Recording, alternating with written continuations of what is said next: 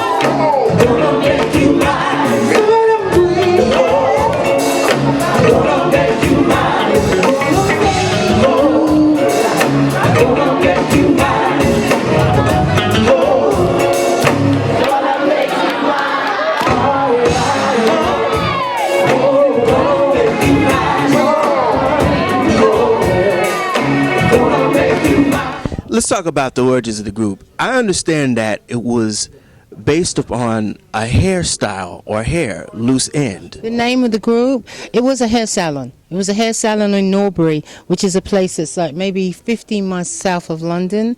And I was walking with my friend Debbie at the time, and we wanted a name that wouldn't necessarily mean this is what we do, this is who we are. It would make people think about who are we, what do we do, so forth. And I saw this salon and it was called Loose End.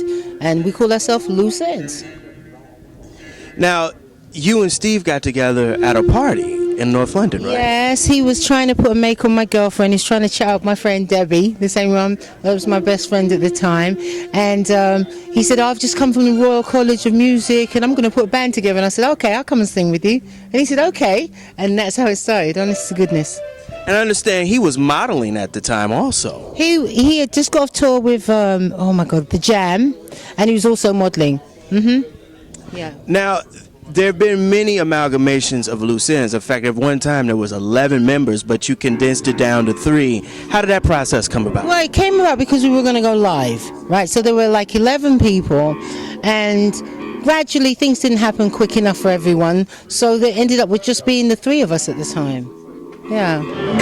Tell me something, was it also cold in my house? I've been feeling like the world was right on my shoulders.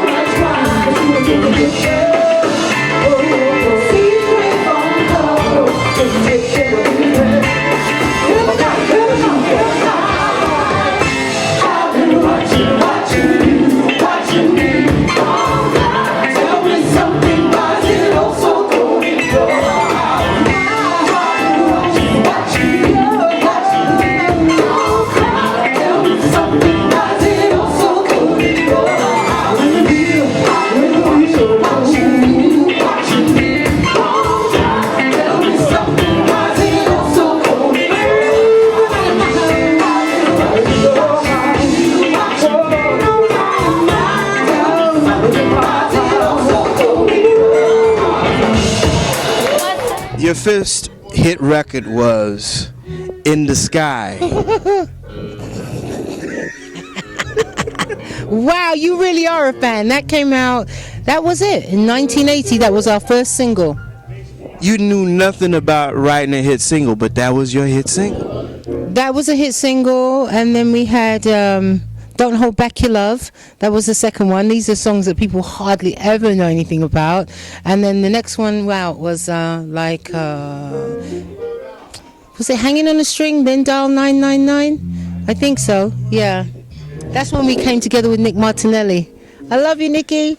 Yeah, Nick Martinelli. I wanted to ask you about that because Mick Clark was very instrumental in getting you guys a contract with Virgin. Yes, actually Steve met Mick Clark at City Sounds Music, and he said to Steve, when you get your group together, you get a demo together, bring it to me, and I'll see if I can give you a deal. And he took it in there and we got a deal. We got signed like that. And tell me about your partnership with Nick, because you guys did something very unique. You left the UK and came to Philadelphia to record your 2 records. Everything. And Nick Martinelli is... I love Nicky. Without Nicky, I wouldn't have a career. We wouldn't have a career. When we met Nick Martinelli, he showed us song structure. So, we had great grooves, we had great melodies, but we didn't have, say, this is where the verse goes, this is where the chorus goes, this is where the 8-bar groove goes. Nicky was the one who brought that together. And he also had a lot of great musicians in Philly play with us. Carl was also very instrumental to bringing the bass line and the synth lines also. Both of the guys. Steve played the keyboards, Carl played the bass. Wow. Tell me about the 808, because the 808 was just being introduced in the 80s, and you guys used a lot of that on your recordings. Yeah, we did. Really, this is one of those guys' questions, but it's just that was the drum signature for Loose Ends. That was the backdrop to our beats. You guys were the first British group to have hit singles here in the United States. Black. Really? Yes. We didn't know that. Are you serious? Yes. I mean, you guys literally came over here and had hits from the UK, and that was... You know what was really strange is that we would go home, fly over here, do promotion, because we was with MCA through Gerald Busby, and he had such a great promotional team. We'd fly over, we would stop at the One Stop back in those days, we would do interviews, go and do the club, and then we'd fly back out. So we never knew what was happening. We didn't know how much people loved us. It wasn't until I came here and started walking through the mall that people were going, we love Loose Ends, and we just didn't even know. We didn't know.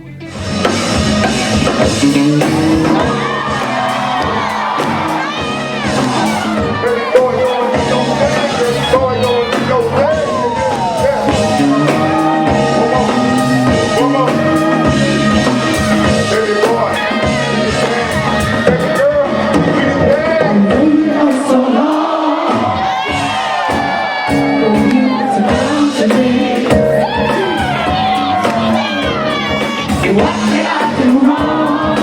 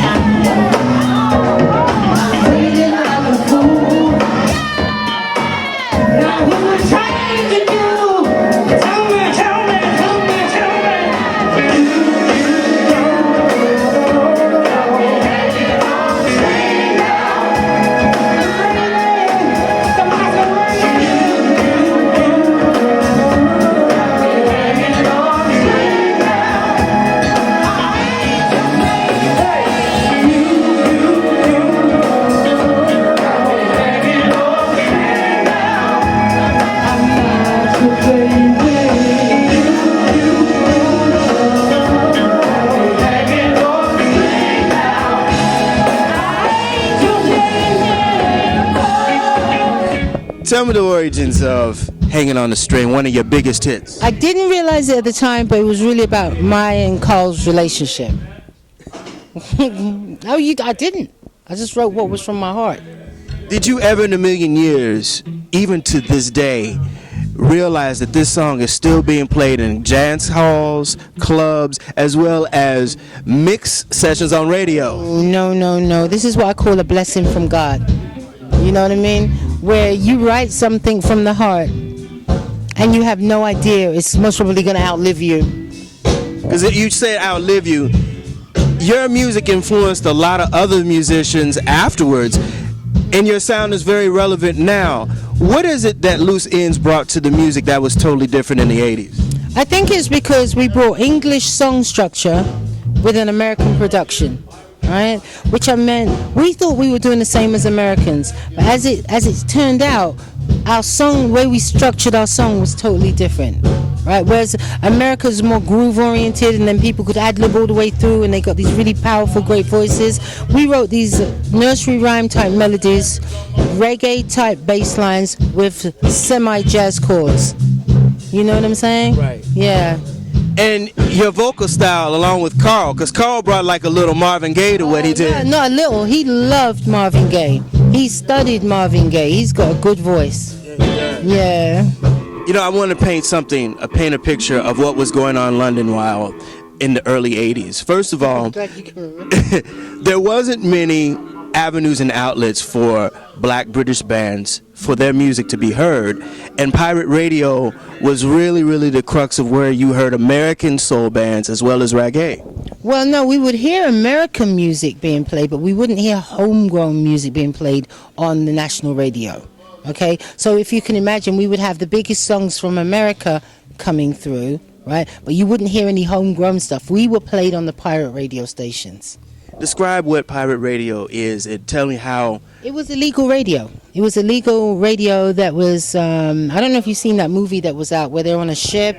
Some of them were on a ship, some of them were out. We really didn't know where they were broadcasting from, you know. But Robbie Vincent was one of the main people who used to play Loose Ends music.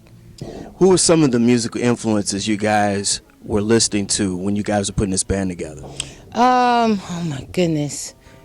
For Steve, it was Patrice Rushen and, oh God, oh, it's going out of my head. Who is it? Joe Sample. And for Carl, it was, who's that great bass player that now does? Marcus Miller, and the other one that's now in film. Stanley Clarke. Yep. And who were some of your vocal influences? I loved Phyllis Hyman. I loved Angela Wimbush. Evelyn Champagne King was the first record I ever bought, right? And who else? Just anything that I thought was really good. 5, 6, 7.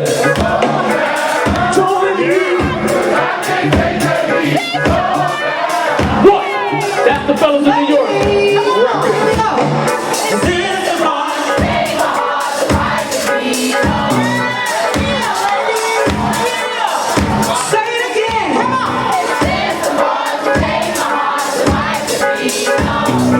Alright fellas, I know you've been drinking, so slow down right here. 6, 7. Can't stop for you. One more time, my black brothers, sing it for the heart of your heart.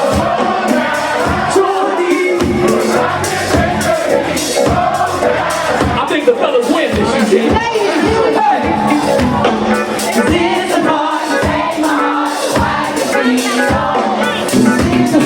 Okay, y'all sing it together, fellas. Sing slow down.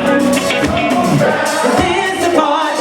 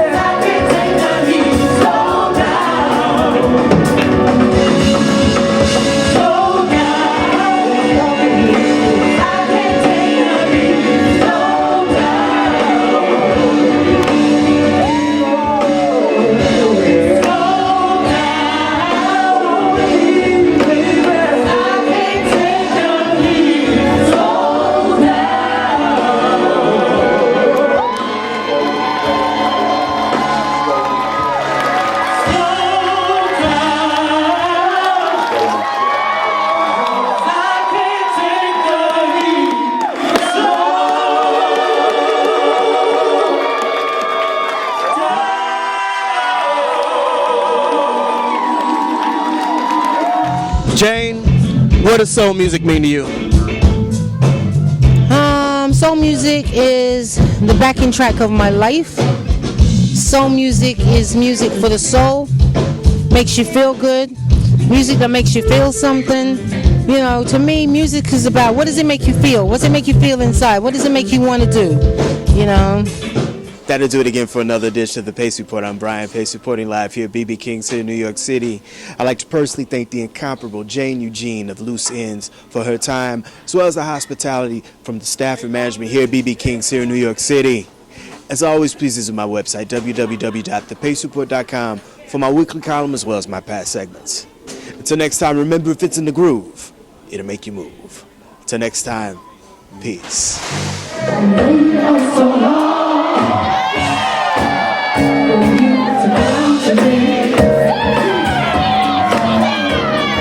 What did I do wrong? It's all a mystery to me. Love you.